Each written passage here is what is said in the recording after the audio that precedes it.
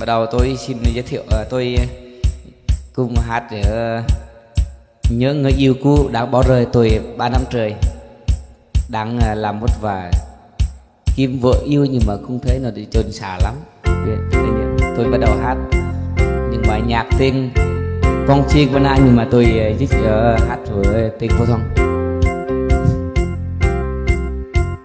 Em ơi có biết anh sống như thế nào, ngày nào anh nhớ cô với em đi đâu anh không biết.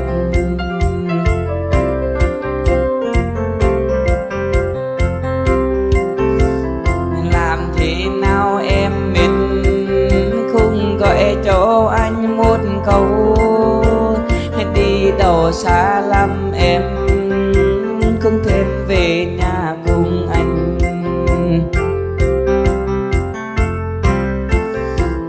Anh đang vâng ai em chúc mừng Tết không có em bên cạnh phụ giúp em ơi, em yêu ơi.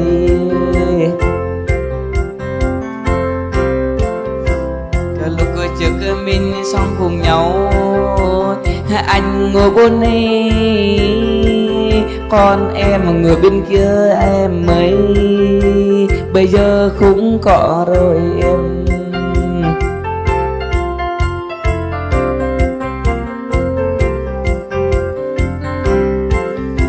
Bây giờ anh làm chịu khó một mình rồi em ơi, không có tình yêu nào khác, nhớ mãi mãi yêu em thôi.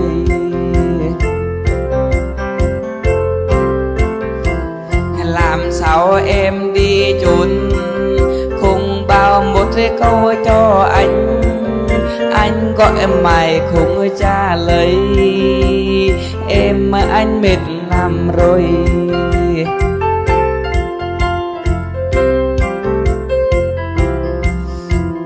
Anh bây giờ em ơi sống mệt mỏi lắm rồi, không có em bên cạnh ơi, sống rất mỏi lắm em ơi.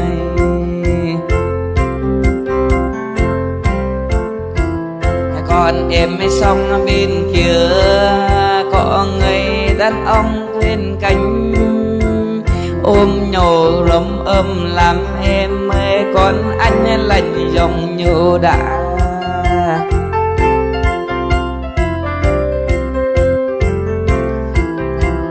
Nếu em gửi địa chỉ còn anh đi gọi cho em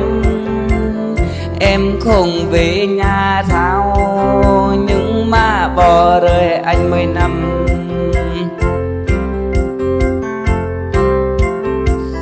Năm nào anh cũng mong năm mơ ước mong yêu em, sống cùng 3 năm rồi em, tại sao em không yêu anh.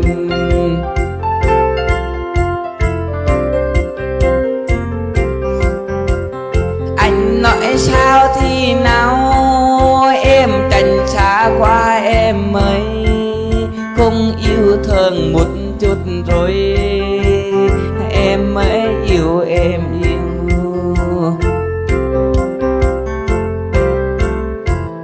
Biết em thích chàng trai khác người khác rời đi, biết em bây giờ em ơi không liên lạc cùng về anh.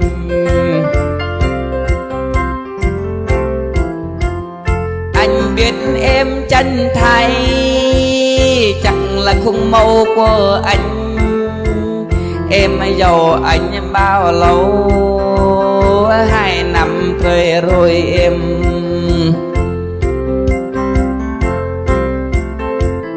Thỉnh thoảng gặp người yêu chẳng cháy đẹp hơn anh sao, thấy anh sâu như châu Phi em em.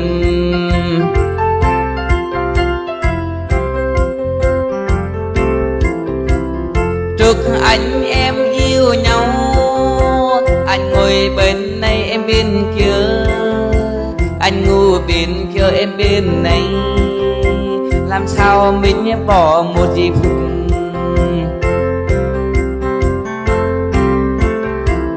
Trong người anh bây giờ làm biển sâu xin làm sao, không yêu thương vợ như thế nào, ngày nào cũng đến mùa chùa.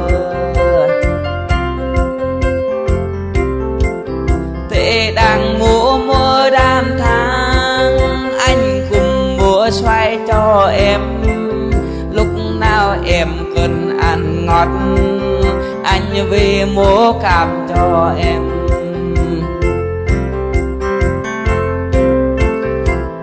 Thời buổi tuần này em thấy anh em đi chánh, anh mua cơ thử em thích, nhưng mà em không nhận lấy.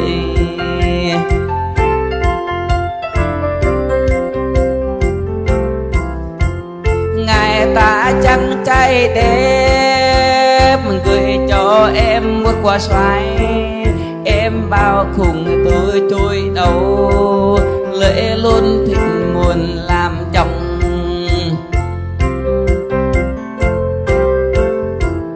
Anh làm em nông bài giờ mấy năm rồi, em không biết yêu thương, em biết yêu thương người khác.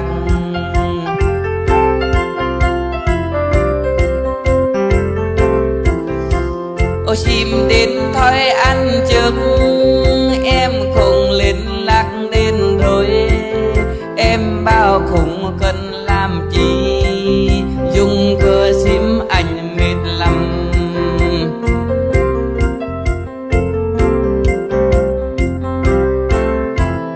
Anh vẫn mò khâu trùng tới, anh mò cùng tới, bây giờ mệt làm em, anh thích yêu em mãi mãi, suốt đời hết rồi tôi đã nhớ người yêu, hát khó cho nó vui.